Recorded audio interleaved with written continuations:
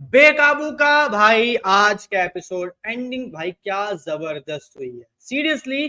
अब जो कहानी है वो काफी ज्यादा इंटरेस्टिंग हो जाएगी, लेकिन भाई अब क्या करें, ज्यादा एपिसोड नहीं, मेरे ख्याल से 2 हफ्ते और आएंगे ये एपिसोड मैक्सिमम टू मैक्सिमम, जहाँ तक मुझे समझ में आया, क्योंकि बताया गया कि अगस्त के एंड में ये शो खत्म हो जाएगा। तो अगस्त का एंड मान ही लेते भाई, 4 हफ्ते होते हैं, ठीक है।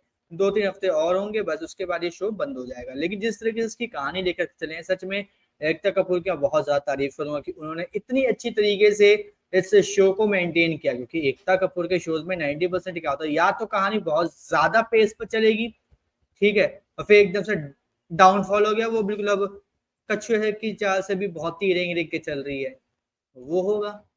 या फिर स्टार्टिंग से रिंग रिंग के चलेगी, कुछ चीज मतलब कुछ 2-3 जगह पे एकदम से एक पुश लेगी, फिर एकदम से फिर वो स्लो हो जाएगी। लेकिन बेकाबू के साथ ये ऐसा कुछ नहीं हुआ।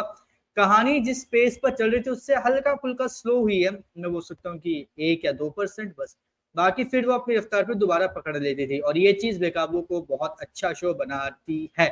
लेकिन भाई इस शो को इन्होंने पता नहीं क्यों 9 बजे टेलीकास्ट ना करने का फैसला लिया। अगर ऐसा करते शो की टीआरपी ऑब्वियस सी बात है अच्छी आती, और शायद जैसे नागिन की एक पूरी की पूरी सीरीज चल रही है, वैसे बेकाबू की भी एक सीरीज चलती है। इसमें हमें रानव और बेला के बच्चों का भी देखने को मिलता है, फिर उसके बाद जो उनके बच्चों थे उनका भी, मतलब ऐसे कोई जनरेशन देखने को मिल सकती थी। लेकिन पता नहीं क्यों इन्होंने क्या सोच के टीवी पर इसको टेलीकास्ट नहीं किया था। लेकिन चलो, जो भी थी, आज के एपिसोड के बारे में बात करते हैं। भाई कल के एपिसोड में हम लोगों ने देखा था कि बेला जो है एंड में कहती है कि भाई मैं बेला हूँ, ठीक है, और ना कि मैं जो मतलब रोल जो कैरेक्टर लेकर आई हूँ वो हूँ।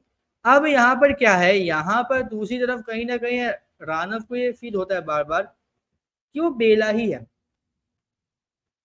वो बेला ही, उसको बाबरी फील होता है। लेकिन वो जब सोचता है कि यार बेला होती और वो रंजीत के साथ ऐसे बैठी बात कर रही है, एक साथ कमरे में ये है वो कर रही है, तो बेला कैसे हो सकती है। और फिर वो ऐसे एक फेक नेम और फेक आइडेंटिटी के साथ हमारे यहाँ पे क्यों आई है, क्या मकसद है उसका, वो ऐसा क्यों करेगी, वो भी सोचता है। तो उसको ना बड़ा एक कंफ्यूजन सा है। दूसरी तरफ पाताली जो है, ठीक है, पाताली का क्या सीन है, पाताली का जो बालका का जो भाई है, ठीक है, मालक, उसके साथ अलग ही सीन चल रहा है। वो लोग लगे हैं 80 अस्त्र को ढूंढने में, ठीक है। और जो आज के एपिसोड का जो दिन दिखाया था वो इतना ज्यादा पावरफुल था कि उस दिन 80 अस्त्र की शक्तियां सबसे ज्यादा पीक पर होती है, चरम पे होती हैं।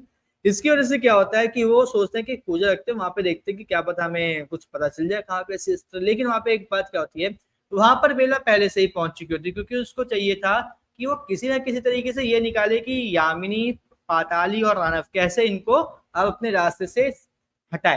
कि आदि और उसका जो भाई था उन दोनों को तो हटा चुकी है, अब ये तीनों बचे।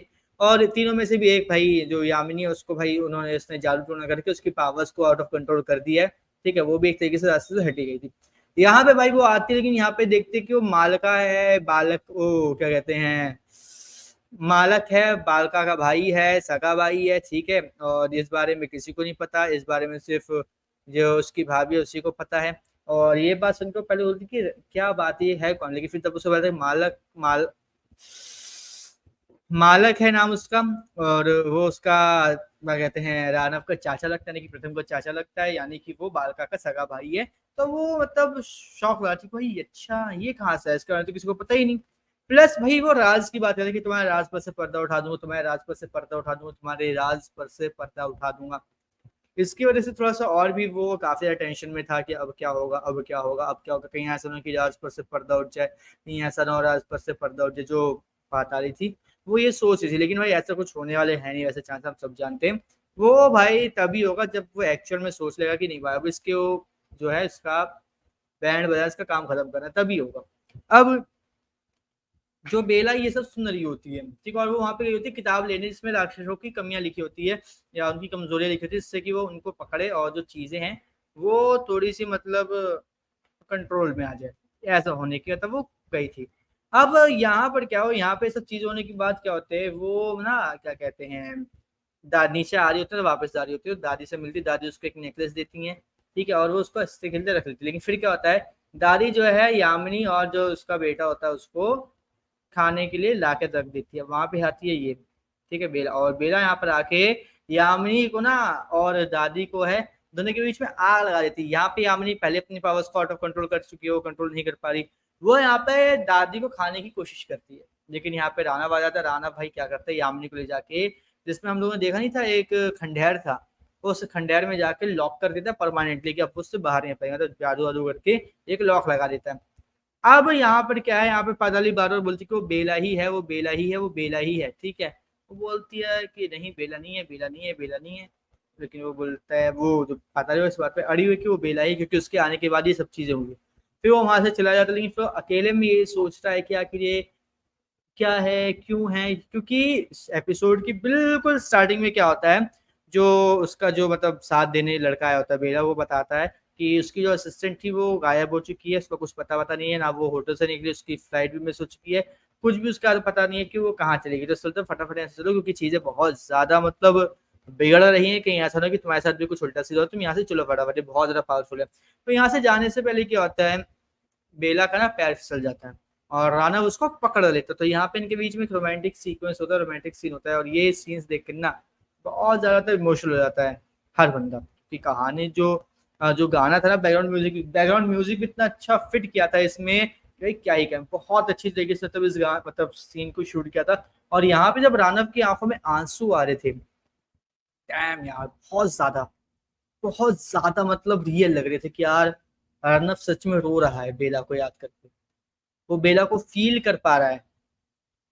ये अंदर से ना ऑडियंस को अगर थोड़ा सा फोकस के साथ देखे ना, वो इस सीन को मिस नहीं कर सकती, बिल्कुल भी नहीं, क्योंकि ये सीन इतना ज्यादा मतलब छू लेने वाला था ऑडियंस के दिल को कि कोई बंदा इस सीन की तारीफ ना करे, ऐसा हो ही नहीं सकता। इतना ज्यादा मतलब बेहतरीन सीन था, बहुत ज्यादा बेहतरीन सीन था, और बहुत ज्यादा इम्प्रेसिव था। यहाँ पे जो शालीन मनोज का जो कैरेक्टर था राघव, उसको मैं देख के ये बोलूंगा कि उसने एक चीज बहुत अच्छी की कि अपने जो एक्सप्रेशंस है, ठीक है, slowly slowly slowly slowly slowly slowly slowly slowly slowly slowly change किए, और फिर उसी स्लोली स्लोली चेंज करते टाइम पे रानव की आंखों में आंसू भी आने लग गए।